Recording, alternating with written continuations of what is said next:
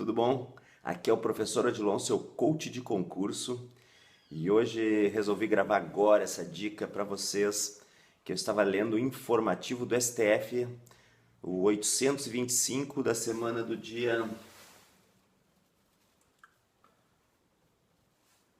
9 a 13 de maio. Então, informativo 825. E a primeira dica é o seguinte: leitura dos informativos semanalmente. É importante, pessoal, é importante que vocês tenham o hábito de ler o informativo.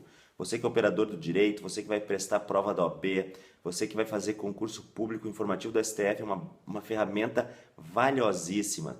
Por quê? Porque, pessoal, eu não posso cobrar num concurso público, eu como examinador, como banca, eu não posso cobrar no concurso público algo que é controverso, algo que possa me gerar recurso e que vá macular e anular uma questão. Então, qual é a melhor maneira de eu evitar isso aí? A melhor maneira é a letra da lei. E além da letra da lei, é o que está assentado na jurisprudência do STF, né, ou do STJ. Então é muito tranquilo e muito recorrente a gente ver uma questão que diz assim: conforme jurisprudência assentada no STF, é possível dizer que pá. Então é importante, pessoal, vocês terem esse informativo. Eu já falei isso em outra dica e repito. E eu estava vendo esse informativo está bem interessante. Tem várias questões, eu poderia destacar 5 ou 6 questões que podem vir a ser cobradas em bancas, mas eu vou destacar 3, e elas são as seguintes. A primeira é a questão do princípio da insignificância. Eu não vou entrar em detalhes do princípio da insignificância, pretendo fazer uma aula específica sobre isso, que é um tema bastante interessante, sobre o princípio da insignificância. Mas o que o STF decidiu aqui nesse informativo está assentado? Está decidido que os crimes domésticos não se aplica o princípio da insignificância. Então, o princípio da insignificância, que são aqueles crimes em que há um menor potencial lesivo, em que não houve maculado, não há necessidade do direito penal ingressar naquela esfera tutelada, ali não se aplica às violências domésticas. Então, o princípio da insignificância não se aplica às violências domésticas. A outra coisa que eu achei interessante, que também pode cair em concurso público, que é uma questão muito recorrente, que está acontecendo demais, que é os estados, pessoal. Na falta de um regime, na falta de vaga de um regime menos gravoso, deixar o apenado cumprindo o regime mais gravoso.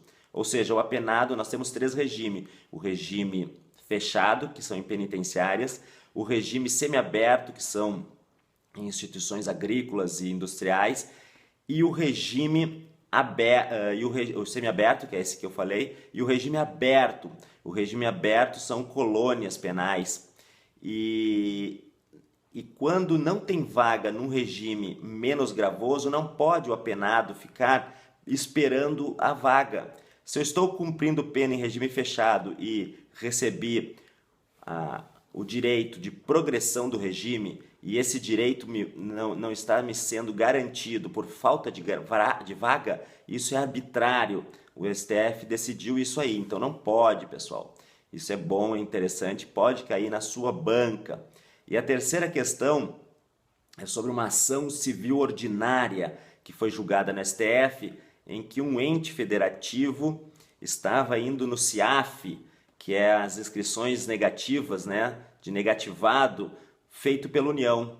Era um convênio e a União, em face da União achar que não houve o cumprimento da contrapartida do Estado, ela jogou o Estado nos maus devedores, nos maus pagadores, aliás, e com isso o Estado fica impossibilitado de receber algumas verbas e alguns repasses. Então isso é muito crucial para o Estado. Nesses casos são julgados por ações civis ordinárias, vai direto para o STF. Diferentemente, e é todo caso entre a União e os estados que vai para o STF, está lá no artigo 102, não são todas. Isso já foi decidido anteriormente no precedente do STF, em que foi destacado duas situações diversas entre conflitos entre entes federativos e conflito federativo. Conflito entre entes e conflito federativo. Se o conflito é, por exemplo, o aluguel, por exemplo, o INSS está locando uma repartição pública na qual pertence ao Estado. Então ele deve pagar aluguéis. E aí o INSS passa a não pagar, a União não paga. O que acontece?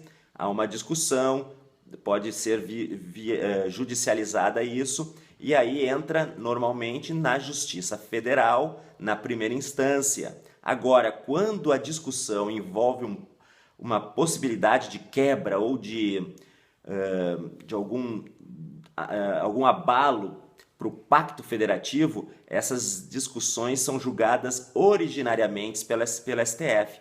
E nesse caso, o informativo dizia o seguinte, que a União, para colocar o nome do Estado como devedor, deve dar ampla defesa e o devido processo legal. Isso é muito importante e é candidatíssimo para quem presta prova de concurso federal. Então, leia os informativos.